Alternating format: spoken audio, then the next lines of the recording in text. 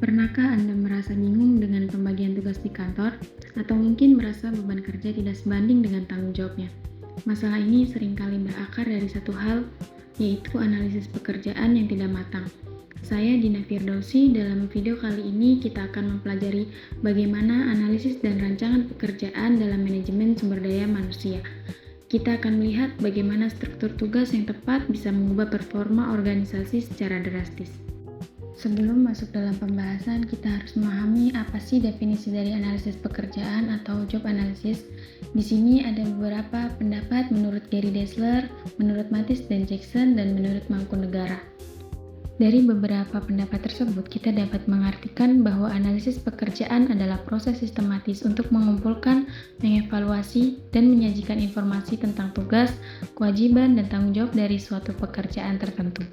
Hasil dari analisis ini berupa deskripsi pekerjaan dan spesifikasi pekerjaan.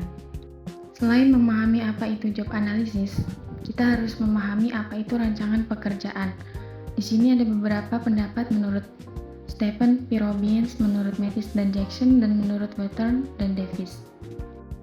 Dari pendapat tersebut dapat disimpulkan bahwa rancangan pekerjaan adalah proses penentuan tugas dan tanggung jawab yang akan dilakukan oleh seorang karyawan, termasuk metode kerja, sistem, dan hubungan kerja yang terjadi dalam sebuah pekerjaan. Selanjutnya saya akan membahas beberapa faktor yang mempengaruhi analisis pekerjaan, di antaranya yang pertama ada perubahan teknologi, yang kedua perubahan strategi organisasi, yang ketiga perubahan lingkungan hukum, dan terakhir ada tingkat keterampilan karyawan.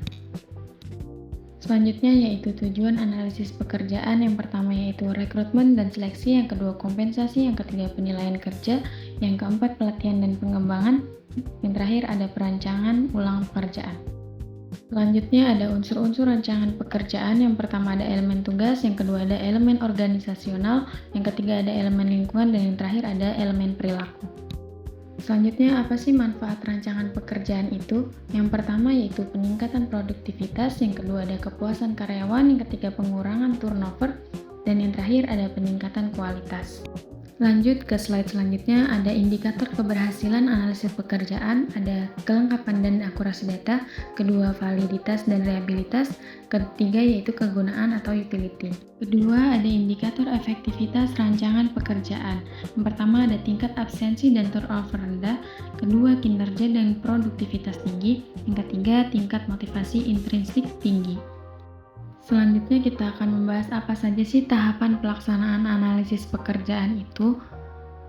Yang pertama ada tahap persiapan, yang kedua tahap pengumpulan data, yang ketiga tahap pemrosesan, dan terakhir ada tahap penggunaan data. Dalam merancang pekerjaan dibutuhkan pendekatan yang harus kita pahami dalam merancang pekerjaan. Yang pertama melalui pendekatan mekanistik, yang kedua pendekatan motivasi, yang ketiga pendekatan biologis, dan yang terakhir ada pendekatan perseptual atau motorik. Pembahasan kita kali ini juga ditinjau dalam ayat Al-Quran surat An-Nisa ayat 58 yang artinya, sesungguhnya Allah menyuruh kamu menyampaikan amanat kepada yang berhak menerimanya dan menyuruh kamu apabila menetapkan hukum di antara manusia supaya kamu menetapkannya dengan adil. Serta hadis yang berbunyi, telah menceritakan kepada kami Muhammad bin Sinan, telah menceritakan kepada kami Fulay bin Sulaiman, telah menceritakan kepada kami Hilal bin Ali, dari Atha bin Yasar, dari Abu Hurairah radhiyallahu anhu mengatakan, Rasulullah shallallahu alaihi wasallam bersabda, jika amanat telah disia-siakan, tunggu saja kehancuran terjadi. Ada seorang sahabat bertanya, bagaimana maksud amanat disia-siakan? Nabi menjawab, jika urusan diserahkan bukan kepada ahlinya, maka tunggulah kehancuran itu. Hadis riwayat Bukhari. Kesimpulannya adalah analisis dan rancangan pekerjaan merupakan fondasi utama dalam manajemen sumber daya manusia.